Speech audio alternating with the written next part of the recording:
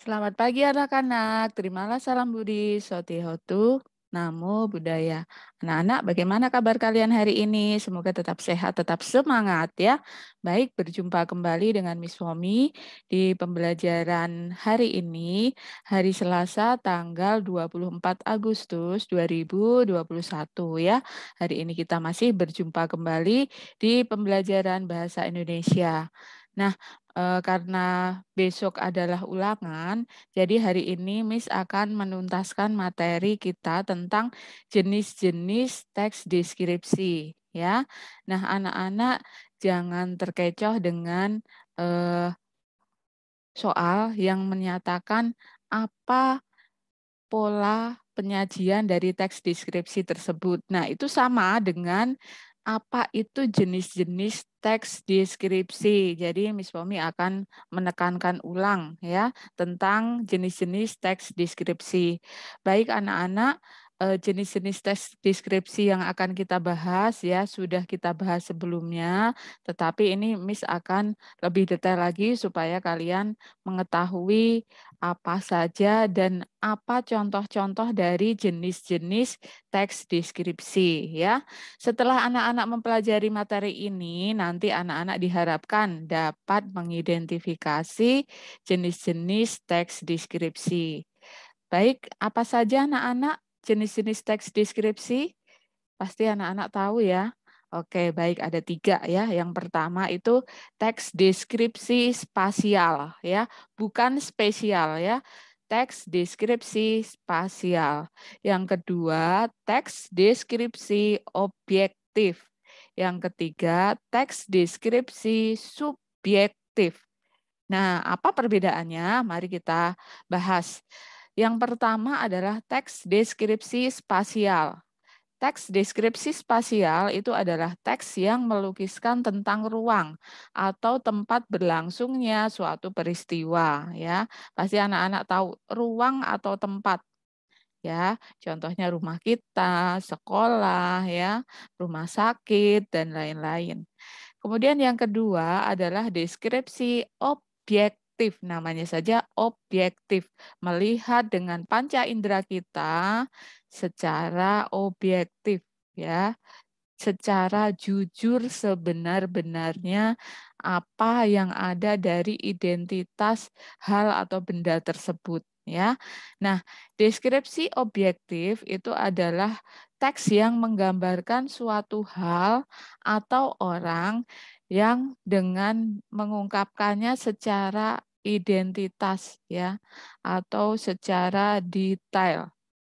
Nah, yang terakhir adalah teks deskripsi subjektif, adalah teks deskripsi yang menggambarkan objek ya seperti penafsiran atau kesan perasaan dari penulisnya ya. Jadi antara si A, si B, si C ya itu berbeda. Berbeda dalam arti subjektif. Berikut Miss akan mencontohkan teks deskripsi spasial. Ya, kita lihat di sini teks deskripsi spasialnya adalah tentang kamar ya. Kamar berukuran 7 kali 8 meter itu sangat nyaman ditempati.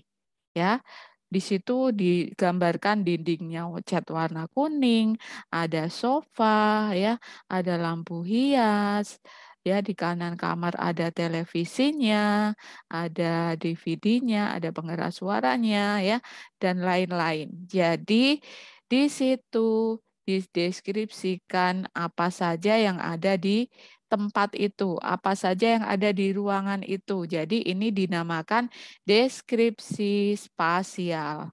Oke, lanjut ya. Kemudian teks deskripsi objektif. Nah, di sini Miss berikan contoh tentang Candi Borobudur, candi terkenal ya. Candi yang merupakan tempat pemujaan bagi agama Buddha ya, salah satu keajaiban dunia. Nah, di sini dijelaskan bahwa Candi Borobudur itu adalah candi tertua di Indonesia.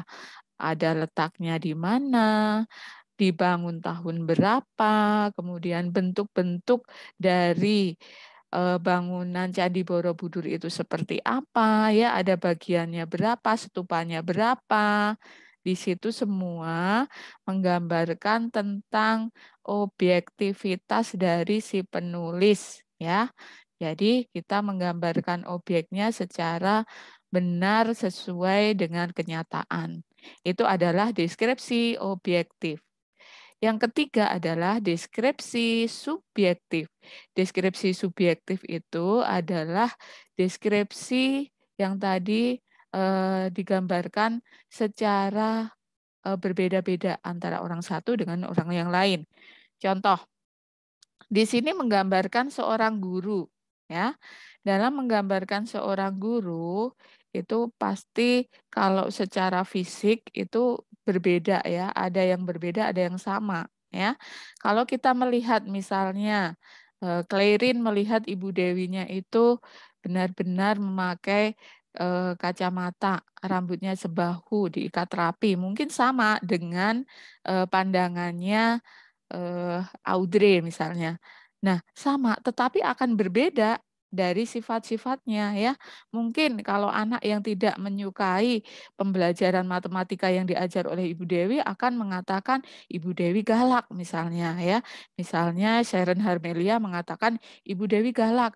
Kemudian temannya lagi misalnya Tristan mengatakan Ibu Dewi itu baik. Nah, berbeda-beda. Artinya apa? Pandangan terhadap objek yang diceritakan itu akan berbeda-beda tergantung dari penilaian masing-masing individu. Ya, oke, baik. Dari 3 penjelasan Miss tadi, anak-anak bisa membedakan ya, mana contoh teks deskripsi subjektif, mana objektif, dan mana spasial. Baik, untuk tugas hari ini, anak-anak tolong buatkan masing-masing satu contoh dari teks deskripsi subjektif, deskripsi objektif, dan deskripsi spasial ya. Masing-masing cukup 2 paragraf saja ya. Oke, bagaimana anak-anak pembelajaran hari ini bisa dipahami ya? Baik, kalau dipahami, anak-anak silahkan kalian siapkan buku tugasnya, kita akan mengerjakan tugas selanjutnya. Baik, pembelajaran hari ini cukup sekian dulu. Terima kasih, tetap sehat, tetap semangat semuanya. Terima kasih, selamat pagi. Namo Buddhaya.